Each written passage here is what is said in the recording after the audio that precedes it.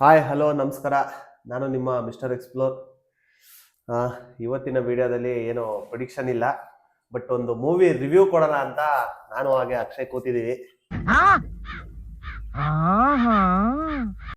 ನೆನ್ನೆ ನಾವು ಸ್ನೇಹಿತರೆಲ್ಲ ಸಂಜೆ ಕರ್ನಾಟಕದ ಅತಿ ಅಮೂಲ್ಯವಾದ ಚಿತ್ರ KD ಫಿಲಮ್ಗೆ ಹೋಗಿದ್ವಿ. ಅದರದ್ದೊಂದು ರಿವ್ಯೂ ಕೊಡೋಣ ಅಂತ ಈ ಒಂದು ವಿಡಿಯೋ ಮಾಡ್ತಾ ಇರೋದು.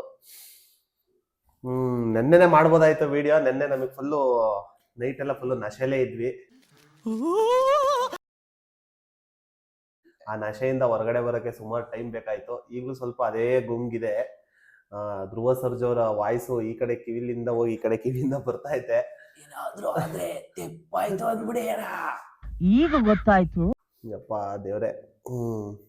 ಇನ್ನ KD ಮೂವಿ ಹೇಗಿತ್ತು, ಏನು, ಯಾವ ತರ ಮೂವಿ, ಯಾವ ರಿಲೇಟೆಡ್, ಯಾವ ಬೇಸಿಸ್ ಮೇಲೆ ತೆಗೆದಿದ್ದಾರೆ ಏನು ಅಂತ ಈ ವಿಡಿಯೋದಲ್ಲಿ ಸಂಪೂರ್ಣವಾಗಿ ನಾನು ನಿಮ್ಗೆ ತಿಳಿಸ್ಕೊಡ್ತೀನಿ.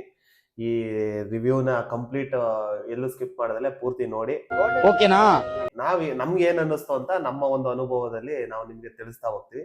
ಈಗ ಇಲ್ಲಿ ಫಸ್ಟ್ ನಾವು ಪಾಸಿಟಿವ್ ಆಗಿ ನೆಗೆಟಿವ್ ಈ ತರ ಎರಡು ಭಾಗಗಳಾಗಿ ಮಾತಾಡ್ಬಿಡೋಣ. ಇನ್ನ ಫಸ್ಟ್ ಪಾಸಿಟಿವ್ ಆಗಿ ಮಾತಾಡೋಣ. ನನ್ನ ಪ್ರಕಾರ ಮೂವಿನ ಒನ್ ಟೈಮ್ ನೋಡ್ಬೋದು ಅಷ್ಟೇ. ಆ ತರ ಮೂವಿ. ಇನ್ನ ಆಕ್ಟಿಂಗ್ ಅಲ್ಲಿ ಬಂದ್ರೆ ಧ್ರುವ ಸರ್ಜಾ ಅವರು ಅದ್ಭುತವಾದಂತ ಒಂದು ಆಕ್ಟಿಂಗ್ ಮಾಡಿದ್ದಾರೆ ಈ ಒಂದು ಮೂವಿಲಿ. ಸಖತ್ತಾಗಿ ಅಭಿನಯ ತೋರಿಸಿದ್ದಾರೆ ಅವ್ರದ್ದು.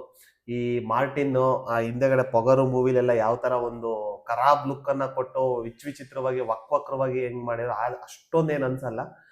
ಓಕೆ, ಆ ಒಂದು ಪರ್ಟಿಕ್ಯುಲರ್ ರೋಲಿಗೆ ತಕ್ಕಂತೆ ತೂಕವಾಗಿ ಒಂದು ಆಕ್ಟಿಂಗ್ ಅನ್ನ ಮಾಡಿದ್ದಾರೆ.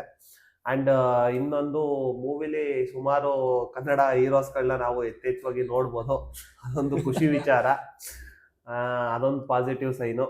ಇನ್ನೇನಪ್ಪ ಅಂತಂದ್ರೆ ಸಾಂಗ್ ಒಂದೆರಡು ಸಾಂಗು ತುಂಬಾ ಅದ್ಭುತವಾಗಿ ಒಳ್ಳೆ ಲಿರಿಕ್ಸ್ ನ ಇಟ್ಕೊಂಡು ನಮ್ಮ KD ಡೈರೆಕ್ಟರ್ ಪ್ರೇಮ್ ಅವರು ಅದ್ಭುತವಾಗಿ ಸಾಂಗ್ಗಳನ್ನ ಬರೆದಿದ್ದಾರೆ. ಒಳ್ಳೊಳ್ಳೆ ಬ್ಯಾಕ್ ಡ್ರಾಪ್ ಇತ್ತು, ಬ್ಯಾಕ್ ಡ್ರಾಪ್ ಸಖತ್ತಾಗಿದೆ. ಆಮೇಲೆ ಆ ಒಂದು ಟೈಮ್ ಗಳಿಗೆ ಒಳ್ಳೊಳ್ಳೆ BGM ಕೊಡ್ತಾರೆ. ಅದು ಒಂದು ಸ್ವಲ್ಪ ಒಂದು ಎಫೆಕ್ಟ್ ಕೊಟ್ಟು ಚೆನ್ನಾಗಿರುತ್ತೆ. ಪಾಸಿಟಿವ್ ಇಷ್ಟೇ, ಇನ್ನೇನು ತೀರಾ ಅಷ್ಟೊಂದು ಇದಾಗಿ ಮಾರಲ್ ಓರಿಯೆಂಟೆಡ್ ಮೂವಿ ಅಂತ ಏನಲ್ಲ ಅದು. ಇನ್ನು ನೆಗೆಟಿವ್ ಪಾಯಿಂಟ್ಸೇ ಸ್ವಲ್ಪ ಜಾಸ್ತಿ ನಾವು ನೋಡ್ದಂಗೆ ನಮಗನ್ಸಿದ್ದು. ಇರ್ಲಿ, ಕನ್ನಡ ಮೂವಿ ಓಡ್ಲಿ. ಎಲ್ಲರೂ ಈ ಒಂದು ರಿವ್ಯೂಸ್ನ ನೋಡಿ ನೀವು ಥಿಯೇಟರ್ಗೆ ಹೋಗಲೇ ಇರಬೇಡಿ. ಯಾರ್ಯಾರು ಈಗ ಅವ್ರವ್ರ ವೈಯಕ್ತಿಕ ಅವ್ರವ್ರ ಥಿಂಕಿಂಗ್ ಬೇರೆ ಬೇರೆ ತರ ಇರುತ್ತೆ. ಇದು ನಮ್ಮ ಒಂದು ಅಭಿಪ್ರಾಯದ ಮೇಲೆ ನಾವು ರಿವ್ಯೂ ಕೊಡ್ತಾ ಇರೋದು. ಪಾಸಿಟಿವ್ ಸೈನ್ಸ್ ಆಯ್ತು. ಇನ್ನು ನೆಗೆಟಿವ್ ಅಲ್ಲಿ ಏನಪ್ಪ ನಮ್ಗನ್ಸಿದೆ ಅಂದ್ರೆ, ಈಗ ನೋಡಿ, ನೀವು ಯಾವುದೇ ಒಂದು ಮೂವಿಲಾಗ್ಲಿ ಯಥೇಚ್ಛವಾಗಿ ಜಾಸ್ತಿ ಜನನ ನಾವು ಮೂವಿಲಿ ಹಾಕೊಂಡಾಗ ಅವ್ರನ್ನ ಪಾತ್ರಧಾರಿಗಳನ್ನ ಪ್ರತಿಯೊಂದು ಆಫ್ಟರ್ ಸೀನ್ ಅವ್ರನ್ನ ತರ್ತಾ ಇರ್ಬೇಕಾಗುತ್ತೆ. ತರ್ತಾ ಇರ್ಬೇಕು ಅಂದ್ರೆ ಅವ್ರಿಗೆ ಒಂದೊಂದೊಂದೊಂದು ಆಕ್ಟಿಂಗ್ಸ್ಗಳು ಅಂದ್ರೆ ಏನಾರು ಒಂದು ಸ್ಟೋರಿನ ಕೊಟ್ಟು ಅವ್ರನ್ನ ಒಳಗಡೆ ಹೇಳ್ಕೋಬೇಕು. ಅವಾಗ ಮೂವಿ ಹೆವಿ ಲೆಂತ್ ಆಗುತ್ತೆ. ಆಮೇಲೆ ಜನಗಳಿಗೆ ನೋಡೋರಿಗೆ ಏನಪ್ಪ ಇದು, ಈ ತರ ಎಲ್ಲಿಗೆ ಹೋಗ್ತಾ ಇದೆ ಕತೆ ಇದು ಅನ್ನೋದೇ ಗೊತ್ತಾಗಲ್ಲ. ಆ ತರ ಆಗ್ಬಿಟ್ಟಿತ್ತು ನೆನ್ನೆ ಆಲ್ಮೋಸ್ಟ್ KD ಚಿತ್ರದಲ್ಲಿ 5 ಜನ ಹೀರೋಸ್ಗಳನ್ನ ತೋರಿಸಿದ್ರು. ಯಾರ್ಯಾರು ಅಂತ ನಿಮ್ಗೆ ಗೊತ್ತೇ ಇರುತ್ತೆ.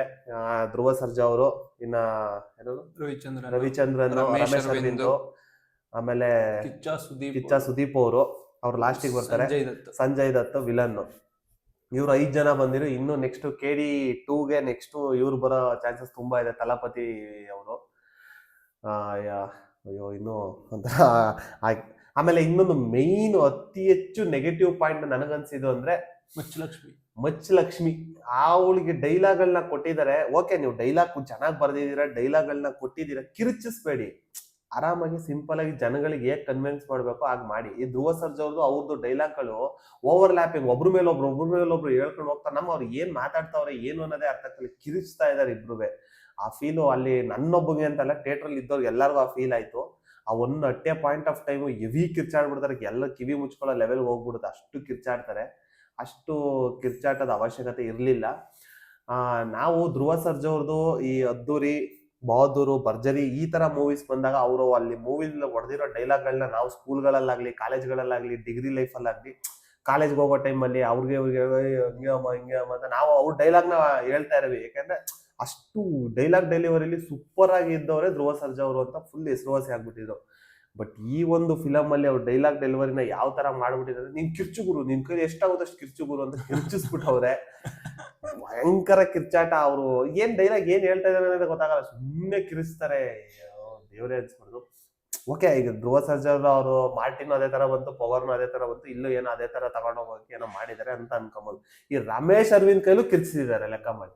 ಅವ್ರು ಪಾಪ ಲೋ ಒಂದು ಸೀನ್ ನಡೀತದೆ, ಅದೊಂದು ಪಾಪ ಎಲ್ಲ ಸೈಲೆಂಟ್ ಆಗಿರ್ತಾರೆ, ಅವರು ಸಡನ್ ಆಗಿ ಎಕ್ಸೈಟ್ ಆಗ್ಬಿಡ್ತಾರೆ. ಆ ಒಂದು ಸೀನ್ ಚೆನ್ನಾಗಿತ್ತು ಥಿಯೇಟರ್ ನೋಡಿ, ಅದೊಂದು ತುಂಬಾ ಚೆನ್ನಾಗಿತ್ತು. ರಮೇಶ್ ಅರವಿಂದ್ ಹೆಂಗೆ ಅಂದ್ರೆ ರಮೇಶ್ ಅರವಿಂದ್ ಅವ್ರು ಎಷ್ಟು ಕೂಲ್ ಆಗಿ ಎಷ್ಟು ಇದಾಗಿ ಒಂದು ಫ್ಲೂಯೆಂಟ್ ಅಲ್ಲಿ ಮಾತಾಡ್ಕೊಂಡು ಹೋಗ್ತಾರೆ. ಅವ್ರ ಕೈಲೂ ಕಿರ್ಚಿದ್ದಾರೆ ಪ್ರೇಮ್ ಅವರು ಅಂದ್ರೆ ಇನ್ ಯಾವ ಲೆವೆಲ್ಗೆ ಮೂವಿ ತಗೊಂಡಿದ್ರೆ ನನಗಂತೂ ಇದಾಗಿಲ್ಲ.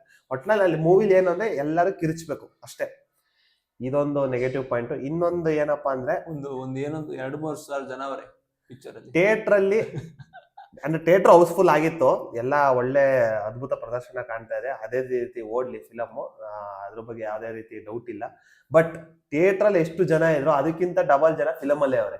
ಒಂದು ಸ್ಕ್ರೀನ್ ಪ್ಲೇಲಿ ಎಷ್ಟು ಜನ ಬರ್ತಾರೆ ಅಂದ್ರೆ ಆ ಥಿಯೇಟರ್ ಅಲ್ಲಿ ಅಷ್ಟು ಜನ ಇರ್ತಾರೆ, ಅಷ್ಟು ಜನ ಒಂದು ಸ್ಕ್ರೀನ್ ಪ್ಲೇ ಬರ್ತಾರೆ. ಅಂದ್ರೆ ನೀವು ಫೋಕಸ್ ಜಾಸ್ತಿ ಹೀರೋ ಹೀರೋಯಿನ್ ಇದಕ್ಕಿಂತ ಅಲ್ಲಿ ಸುತ್ತಮುತ್ತ ಜನನೆಲ್ಲ ಫೋಕಸ್ ಮಾಡಕ್ ಹೋಗಿದಾರೆ ಅವರು. ಆ ಸೆಟಪ್ ಹಾಕಿ ಆ ಇದಾಕಿ ಎವ್ವಿ ಜನಗಳು ಸುಮ್ನೆ ಓಡಾಡ್ತಾ ಇರ್ತಾರೆ, ಏನೇನೋ ಮಾಡ್ತಾ ಇರ್ತಾರೆ, ಭಯಂಕರ ಜನಗಳನ್ನ ಇದ್ ಮಾಡ್ಬಿಟ್ಟಿದ್ದಾರೆ. ಒಂದು ಉದಾಹರಣೆ ತಗೊಂಡು ನಾವು ಇದ್ ಮಾಡ್ಬೇಕಾದ್ರೆ ಇದ್ರಿಂದೇನೆ ನಾವು ಲವ್ ಮಾಕ್ಟೇಲ್ 3 ಮೂವಿಗೆ ಹೋಗಿದ್ವಿ. ಅಲ್ಲಿ ಏನು ಅಂದ್ರೆ ಮೆಜಾರಿಟಿ ಒಂದು 9ರಿಂದ 10 ಜನ ರೋಲ್ ಪ್ಲೇ ಮಾಡೋರು ಇದ್ರಷ್ಟೇ. ಅವ್ರಿಗೆ ಏನಂದ್ರೆ ಅವ್ರದ್ದು ಲಿಮಿಟೆಡ್ ಕ್ಯಾರೆಕ್ಟರ್ಸ್ ನ ಕೊಟ್ಟಿದ್ರು, ನೀವ್ ಇಲ್ಲಿ ಬರ್ತೀರಾ, ಇಷ್ಟು ಮಾತಾಡ್ತೀರಾ, ಹೋಗ್ತೀರಾ, ನೆಕ್ಸ್ಟ್ ಇಷ್ಟು ಬರ್ತೀರಾ.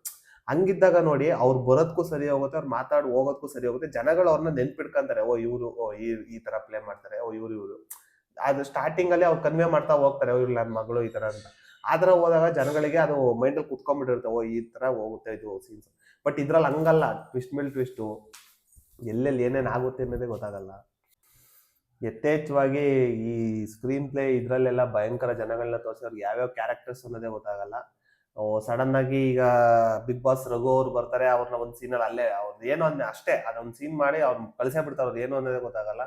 ಇನ್ನ ದೊಡ್ಡಣ್ಣನು ಅಷ್ಟೇ, ಅದೊಂದು ಇದಕ್ ಮಾತ್ರ ಸೀಮಿತವಾಗಿರ್ತಾರೆ, ಅವ್ರು ನೆಕ್ಸ್ಟ್ ಕ್ಯಾರಿ ಓವರ್ ಮಾಡಲ್ಲ. ಇನ್ ರವಿಶಂಕರ್ ಅವರೇ ಇದು ಸ್ಟೋರಿ ಹೇಳ್ತಾರೆ, ಅವ್ರು ಪೂರ್ತಿ ಸೀನ್ಸ್ ಅಲ್ಲಿ ಇರ್ತಾರೆ. ಈ ತರ ಸ್ವಲ್ಪ ಜನ ಬರ್ತಾರೆ, ಅವ್ರು ಅಲ್ಲೇ ಸ್ಟಾಪ್, ಅವ್ರು ಏನ್ ಮುಂದಿನ ಏನು ಅನ್ನೋದೇ ಗೊತ್ತಾಗಲ್ಲ. ಅವ್ರದ್ದು ಯಾವ್ದೇ ಬ್ಯಾಕ್ ಗ್ರೌಂಡ್ ಏನು ಹೇಳಿಲ್ಲ. ಪ್ರೇಮ್ ಇಂಟರ್ವ್ಯೂ ಹೇಳಿರೋ ಪ್ರಕಾರ ಬರೀ ಇಂಟ್ರೊಡಕ್ಷನ್ ಟ್ರೈಲರ್ ತರ ಏನೋ ಸುಮ್ಮನೆ ಏನೋ ರೀಲ್ಸ್ ಬಂದ್ಬಿಟ್ಟು ಹಿಂಗ್ ಹೋಗ್ಬಿಡ್ತಾರಲ್ಲ, ಹಂಗ್ ಬಂದ್ಬಿಟ್ಟು ಈ ಮೂವಿ ಏನು ಸ್ಟೋರಿ ಇಲ್ಲ. ನನ್ನ ಪ್ರಕಾರ ನೆಕ್ಸ್ಟ್ ಪಾರ್ಟ್ ಅಲ್ಲಿ ಏನಾದ್ರು ಸ್ಟೋರಿ ಬರ್ಬೋದು, ಕಂಟೆಂಟ್ ಓರಿಯೆಂಟೆಡ್, ಅಥವಾ ಸ್ಟೋರಿ ಅಣ್ಣ ತಮ್ದಿರು ಅಥವಾ ಫ್ರೆಂಡ್ಶಿಪ್ ರಿಲೇಟೆಡ್ ಅಥವಾ ತಾಯಿನ ಇಟ್ಕೊಂಡು ಈ ತರ ನೆಕ್ಸ್ಟ್ ಬರ್ಬೋದು. ಈ ಒಂದು ಇದ್ರಲ್ಲಿ ಏನಿಲ್ಲ, ಎಲ್ಲಾರನ್ನೂ ಇಂಟ್ರೊಡ್ಯೂಸ್ ಮಾಡಿದ್ದಾರೆ ಮೂವಿಗೆ. ಇವ್ರಿದ್ದಾರೆ, ಇವ್ರಿದ್ದಾರೆ, ಇವ್ರ ಕಡೆಯವರು, ಇವ್ರ ಕಡೆಯವರು ಅಂತ. ಇಲ್ಲಿ ಇನ್ನೊಂದು ಕ್ಲೈಮ್ಯಾಕ್ಸ್ ಟ್ವಿಸ್ಟ್ ಕನ್ವಿನ್ಸ್ ಮಾಡಕ್ ಟ್ರೈ ಮಾಡೋರೆ, ಬಟ್ ಕನ್ವಿನ್ಸ್ ಆಗಲ್ಲ. ಬಟ್ ಎಲ್ಲ ಹೇಳ್ದವ್ರೆ ಟ್ವಿಸ್ಟ್ ಭಯಂಕರವಾಗೈತೆ ಅದ್ ಹೆಂಗ್ ಕನ್ವಿನ್ಸ್ ಮಾಡ್ತಾರೆ ಅಂತ ನಮಗಂತೂ ಗೊತ್ತಾಗ್ಲಿಲ್ಲ.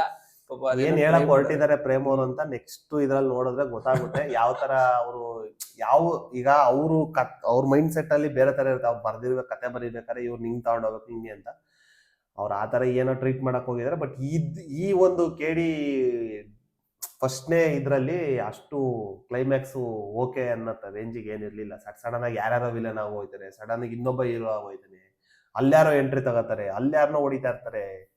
ಈ ತರ ಏನೇನೋ ಆಗ್ತಾ ಇರುತ್ತೆ ಮೂವಿಲಿ, ಏನೇನೋ ವಿಚಿತ್ರವಾಗಿ ಏನೇನೋ ನಡೀತಾ ಬಿಡಿ. ಅದಂತೂ ಒಂಥರ ನನಗೆ ನಶೆಲಿದ್ದಾಗ ಆಯ್ತಿತ್ತು ನೆನ್ನೆ ಎಲ್ಲ ಪೂರ್ತಿ. ಆ ಕಿರ್ಚೋದ್ರಲ್ಲೇ ಅರ್ಧ ಇರಿಟೇಟ್ ಆಗಿ ಕಿವಿ ಮುಚ್ಕೊಂಡು ಯಪ್ಪ ಸಾಕು ಅನ್ನಂಗಾಗಿತ್ತು. ಇದಿಷ್ಟು ನೆಗೆಟಿವ್ ಪಾಯಿಂಟ್ಸ್. ಇನ್ ಪಾಸಿಟಿವ್ ಬಂದ್ರೆ ಒಳ್ಳೆ ಅದ್ಭುತವಾದಂತ ಆಕ್ಟಿಂಗ್ ಗಳನ್ನ ನೋಡ್ಬೋದು ಎಲ್ಲಾರ್ದು. ಥಿಯೇಟ್ರಿಕಲ್ ಎಕ್ಸ್ಪೀರಿಯನ್ಸ್ ಎಲ್ಲ ಡಿಫ್ರೆಂಟ್ ರೋಲ್ಸ್ ತಗೊಂಡ್ಬಂದಿದ್ದಾರೆ. ನ್ಯಾಚುರಲ್ ಆಗಿ ಇರೋ ತರ ಎಲ್ಲ ಸ್ವಲ್ಪ ಕೂದಲು ಬಿಟ್ಟು ಓಲ್ಡ್ ಮಾಡರ್ನ್ ಏಜ್ ಕರ್ಕೊಂಡೋಗಿ ಅವ್ರದ್ದು ಡ್ರೆಸ್ ಸೆನ್ಸ್ ಆಗ್ಲಿ ಇದ್ನಾಗ್ಲಿ ಎಲ್ಲ ಪ್ರತಿಯೊಂದನು ನೀಟಾಗಿ ತೋರಿಸಿದ್ದಾರೆ. ಹೆವಿ ಬಜೆಟ್ ಅಲ್ಲಿ ಲಾರ್ಜರ್ ದನ್ ಲೈಫ್ ತರ ಮಾಡೋರು ಚೆನ್ನಾಗಿ ಇದ್ ಮಾಡಿದ್ದಾರೆ. ಆಮೇಲೆ ಇವರು ಸಂಜಯ್ ದತ್ತನ್ನ ಏನ್ ಮಾಡ್ಬಿಟ್ಟಿದ್ದಾರೆ ಅಂದ್ರೆ, ಅವ್ರಿಗೆ ಈ ಎಸ್ತಾಡೋದು, ಈ ಒಡದಕ್ಕೆ ಅಲ್ಲೆಲ್ಲೋ ಬಿದೋಗೋದು ಅವೆಲ್ಲ ಅವ್ರಿಗೆ ಸೂಟ್ ಆಗಲ್ಲ. ಅವ್ರನ್ನ ನೀವು ದುರಂಧರ್ ಮೂವಿಲು ನೋಡಿರ್ಬೋದು, ಶಾರ್ಟ್ ಅಂಡ್ ಸ್ವೀಟ್ ಆಗಿ ಬರ್ತಾರೆ, ಗನ್ನಲ್ಲಿ ಶೂಟ್ ಮಾಡ್ತಾರೆ, ಅಥವಾ ಅಲ್ಲಿ ಯಾವ್ದೋ ಒಂದ್ ಸೀನಲ್ಲಿ ಕೂತಿರ್ತಾರೆ, ಅವ್ರು ಯಾರನ್ನ ಹೊಡಿತಾ ಇರ್ತಾರೆ. ಈ ತರ ಮೂವೀಸ್ ಆದ್ರೆ ಅವರು ನೀಟಾಗಿ ಕ್ಯಾರಿ. ಇದ್ರಲ್ಲಿ ಹಂಗಲ್ಲ, ಹೊಡೆದಕ್ಕೆ ಅವ್ರು ಅಲ್ಲಿ ಹಾರೋಗ್ಬೇಕು, ಇವ್ರು ಹೊಡೆದಕ್ಕೆ ಧ್ರುವ ಸರ್ಜಾ ಹಾರೋಗ್ಬೇಕು, ಏನೇನೋ ಮಾಡ್ಬಿಟ್ಟವ್ರೆ. ಆಮೇಲೆ ಅದೊಂದು ಸೀನಲ್ಲಿ ಏನಾಗ್ಬಿಡುತ್ತೆ ಅಂದ್ರೆ, ಒಂದ್ ಸೀನಲ್ಲಿ ಕಬಡ್ಡಿ ಆಡಕ್ಕೆ ಒಂದ್ ಇದಕ್ಕೆ ಒಳಗ್ ಬರ್ತಾರೆ. ಅಲ್ಲಿ ಅವರು ಫಸ್ಟು ಕಾಲ್ನ ಮಾತ್ರ ಹೊರಗಡೆ ಇಡ್ತಾರೆ ಕಾರಿಂದ. ಅವಾಗ ಏನ್ ಅನ್ಕೊಂಡ್ಬಿಡ್ತಾರೆ, ಎಲ್ಲಾರು ಪಕ್ಕಾ ಹುಡುಗಿ ಅಂತ 100% ಗೆಸ್ ಮಾಡಿದಾರೆ. ಅಷ್ಟು ಇದಾಗಿ ತೋರ್ಸ್ಬಿಟ್ಟವ್ರು ಅವ್ರ ಕಾಲ್ನ. ಆ ಶೂ ಹಾಕೊಂಡು ಬೂಟ್ಸ್ ಹಾಕೊಂಡ್ ಬರ್ತಾರೆ. ಅದನ್ನ ನೋಡೋದಕ್ಕೆಲ್ಲ ಯಾರೋ ಹುಡುಗಿ ಬಂದು ಯಾರೋ ಹೀರೋಯಿನ್ ಇರ್ಬೇಕು ಸಂಜಯ್ ದತ್ತು ಆ ತರ ತೋರ್ಸ್ಬಿಟ್ಟವ್ರು ಅವ್ರನ್ನ. ಇದ್ರಲ್ಲೂ ಅಷ್ಟೇ, ಇದಾಡ್ಬೇಕಾರೆ ಏನದು ಕುಸ್ತಿ ಆಡ್ಬೇಕಾದ್ರು ಅಷ್ಟೇ ಅವ್ರ ಕಾಲ್ಗಳಿಂದ ಇದ್ ಮಾಡ್ತಾರೆ. ನೀವು ಆ ತರ ಇದ್ದಿದ್ದಾಗ ಅವ್ರನ್ನ ತೋರ್ಸೋ ಅವಶ್ಯಕತೆ ಇರ್ಲಿಲ್ಲ, ಡೈರೆಕ್ಟ್ ಆಗಿ ನೀವು ಕುಸ್ತಿನ ತೋರ್ಸ್ಬಿಟ್ಟಿದ್ದೀರಾ ಇದನ್ಸೋದು. ಅದೊಂಥರ ಫುಲ್ಲು ಏನ್ ಪೋಟ್ರೆ ಮಾಡಕ್ ಹೋಗಿದಾರ ಗೊತ್ತಿಲ್ಲ ಪ್ರೇಮ್ ಅವರು. ಓಕೆ, ಇದಿಷ್ಟು ನಮ್ಮ ರಿವ್ಯೂ. ನೀವು ಬಟ್ ಆ ಕತೆ ಏನಾರ ಹೇಳ್ಬೇಕು ಅಂದ್ರೆ ಅವರು ಎಲ್ಲ ಹಳೆ ಫಿಲಮ್ಗಳನ್ನ ಮಿಕ್ಸ್ ಮಾಡಿ ಎಲ್ಲ ನೋಡ್ಬೋದು. ನೀವು KGF ನೋಡ್ಬೋದು, ಕಾಂತಾರನು ನೋಡ್ಬೋದು, ಜೋಗಿನೂ ನೋಡ್ಬೋದು. ಎಲ್ಲಾರು ಬರ್ತಾರೆ ಅದರಲ್ಲಿ. ನೆಕ್ಸ್ಟ್ ನನ್ನ ಪ್ರಕಾರ ಕರಿಯ ಅವ್ರು ಬರ್ತಾರೆ. ಇನ್ನ ಮೂವಿಲಿ ಉಪೇಂದ್ರ ಅವರು, ಶಿವರಾಜ್ ಕುಮಾರ್ ಅವರು, ಜಗ್ಗೇಶ್ ಅವರು ಬರೋದು ಬಾಕಿ ಇದೆ ಅನ್ಸುತ್ತೆ. ನೋಡೋಣ, ನೆಕ್ಸ್ಟ್ ಅವರು ಬಂದ್ರೆ ತುಂಬಾ ಖುಷಿ ಆಗುತ್ತೆ. ಎಲ್ಲಾರನು ಪ್ರೇಮ್ ಅವರ ಬಾಯಾರಿಕೆಯಿಂದ 6 ಜನ ಹೀರೋರ್ನ ಹಾಕೊಂಡು ನಾನು ಫಿಲಂ ಮಾಡ್ತೀನಿ ಅನ್ನೋದನ್ನ ಈಡೇರಿಸ್ತಾ ಇದಾರೆ. ಕಂಗ್ರಾಚುಲೇಷನ್ ಪ್ರೇಮ್ ಸರ್, ಏನೋ ಒಂದ್ ಮಾಡಿ. ಆಮೇಲೆ ಇದು ಫುಲ್ ಹೇಳ್ದೆ ಏನೋ ಜಾತ್ರೆ ಮೂವಿ ಏನೋ ಇರ್ಬೋದು ಹಂಗಂತೇನಿಲ್ಲ, ಬಟ್ ಟ್ರೈ ಮಾಡೋರೆ ಥಿಯೇಟ್ರಿಕಲ್ ಎಕ್ಸ್ಪೀರಿಯನ್ಸ್ ಐತೆ, ಚೆನ್ನಾಗಿದೆ. ಒನ್ ಟೈಮ್ ಆರಾಮಾಗಿ ನೋಡ್ಬೋದು. ಬಟ್ ಅದೇ ನೀವು ಸ್ವಲ್ಪ ಕಿರ್ಚಾಟ ಅದು ಇದು ಆಗಲ್ಲ ಅನ್ನೋರು ಅವಾಯ್ಡ್ ಮಾಡಿ. ಹೆಂಗಿರೋ ಮಾಸ್ ಆಗಿರ್ಬೇಕು ನಮ್ಗೆ ನೋಡ್ತೀವಿ ಅಂದ್ರೆ ಧಾರಾಳವಾಗಿ ನೋಡ್ಬೋದು, ಒನ್ ಟೈಮ್ ಎಕ್ಸ್ಪೀರಿಯನ್ಸ್ ಮಾಡ್ಬೋದು. ಇದು ನಮ್ಮ ರಿವ್ಯೂ. ನಮ್ಗನ್ಸಿದನ್ನ ನಾವು ನಿಮ್ಗೆ ಹೇಗೆ ಹೇಳ್ಬೇಕು ಅನ್ನೋದನ್ನ ಪಿನ್ನು ನಾವು ನಮ್ಗೇನು ಯಾವ ತರ ಥಾಟ್ ಬಂತು ಮೂವಿ ನೋಡಿ ಅನ್ನೋದನ್ನ ನಾವು ಈ ಒಂದು ವಿಡಿಯೋ ಮುಖಾಂತರ ನಿಮ್ಗೆ ತಿಳಿಸ್ತಾ ಇದೀವಿ. ಏನಾದ್ರೂ ತಪ್ಪಿದ್ರೆ ನಮ್ಮ ಅಮ್ಮಗೆ ಎತ್ತೋಳಿಗೆ ಹೇಳ್ಬಿಡಿ ತಪ್ಪಾಯ್ತು ಅಂತ. ಅದೊಂದು ಡೈಲಾಗ್ ಐತೆ ಅದರಲ್ಲಿ, ಹೇಳ್ತಾರೆ ಅಕ್ಷಯ್ ಅವರು. ಆಯ್ತಾ, ಮೂವಿ ನೋಡಿ ಎಕ್ಸ್ಪೀರಿಯನ್ಸ್ ಮಾಡಿ ನಿಮ್ಮ ಕಮೆಂಟ್ ಅನ್ನ ನಿಮ್ಗೆ ಏನ್ ಅನ್ನಿಸ್ತು ಅನ್ನೋದನ್ನ ಕಮೆಂಟ್ ಮಾಡಿ. ಆಲ್ರೆಡಿ ಯಾರು ನಾವು ಮೂವಿ ನೋಡ್ಕೊಂಡ್ ಬಂದಿದ್ದವರು ಇದೇ ತರ ಫೀಲ್ ಆಗಿರೋ ಕಮೆಂಟ್ ಮಾಡಿ. ಇಲ್ಲ ಗುರು ನಮ್ಗೆ ಈ ತರ ಫೀಲ್ ಆಯ್ತು, ಹಿಂಗೆ ನೀವೇನು ಕರೆಕ್ಟ್ ಆಗಿ ಕೊಟ್ಟಿಲ್ಲ, ನಿಮಗೆ ಫಿಲಂ ನಾಲೆಡ್ಜ್ ಇಲ್ಲ ಅಂತ ಹೇಳೋರು ಬೇಕಾದ್ರೆ ಕಮೆಂಟ್ ಮಾಡಿ. ಈ ತರ ಇತ್ತು ಅಂದ್ರೆ ನಮ್ ಜಸ್ಟ್ ಎಕ್ಸ್ಪೀರಿಯನ್ಸ್ ನ ನಾವು ತಿಳಿಸ್ಕೊಡ್ತಾ ಇದೀವಿ. ಮತ್ತೆ ಭೇಟಿ ಮಾಡ್ತಾ ಇರೋಣ, ಮತ್ತೆ ಸಿಗೋಣ. ಓಕೆ ಫ್ರೆಂಡ್ಸ್, ಬಾಯ್. ದುಡ್ಡೇನ್ ಸ್ವಾಮಿ ತಲೆ ಎಡ್ಕೊಂಡು ಸಂಪಾದನೆ ಮಾಡ್ತಾರೆ, ಜನರನ್ನ ಜಾಗೃತರನ್ನಾಗಿ ಮಾಡೋದು ಅದೇ ನಮ್ಮ ಉದ್ದೇಶ.